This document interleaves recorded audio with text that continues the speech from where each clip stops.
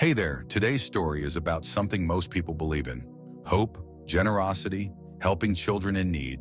But behind the smiling photos, behind the donation pages and urgent appeals, was a system built not to save lives, but to exploit them. This is the story of Vanessa, a former regional coordinator for a well-known international children's charity.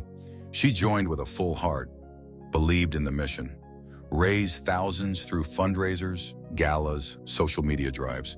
Until one day, she noticed something strange. A new campaign launched online, photos of 3 children in worn-out clothes holding bowls of rice.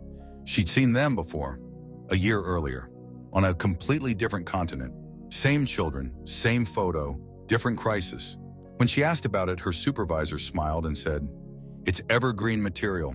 People respond to the face, don't overthink it." But she did. And what she uncovered next revealed that millions in donations never reach the kids at all. Because in this world, the poorest children become the richest bait. Vanessa worked with field offices across Latin America. Every month, she'd send reports back to headquarters. Budgets, food deliveries, school enrollment updates.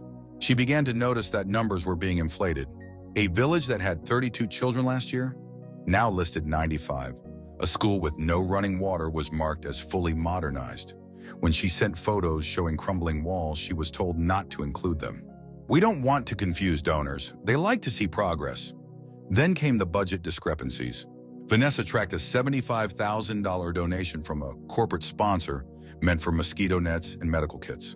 Only $3,800 was ever delivered. The rest? Administrative redistribution. When she pushed harder, her report stopped being acknowledged. She was removed from donor update calls. Eventually, her email access was restricted. But before they shut her out completely, she downloaded everything, and what she found? Hundreds of thousands rerouted through consulting entities and fake shipping invoices. Photos reused for over 5 years. Dozens of success story videos of children who had never even received aid.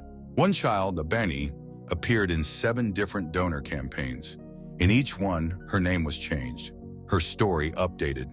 First, she was starving in Ghana, then an orphan in Haiti, then a refugee from Syria. Same eyes, same tears, same shirt.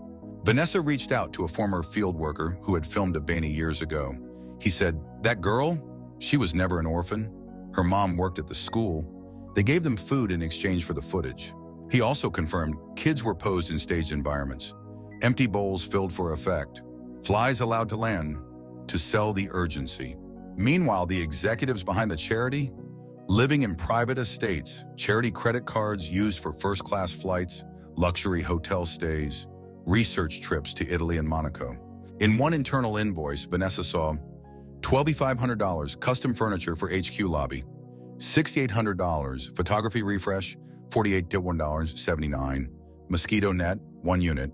The most horrifying part, donors were lied to directly. Elderly couples sent handwritten checks after seeing TV ads. Families adopted children who were never contacted. Churches gave collections for wells that were never dug. And the children, still hungry, still cold, still waiting. But their photos kept performing, because pain sells. Vanessa went public, leaked the files anonymously. An independent journalist picked it up, ran the story. Within 24 hours, the charity called it a coordinated smear campaign. Vanessa was discredited, blacklisted from nonprofit work, threatened with legal action for breach of contract. The investigation was buried. No arrests, no restructuring, just rebranding.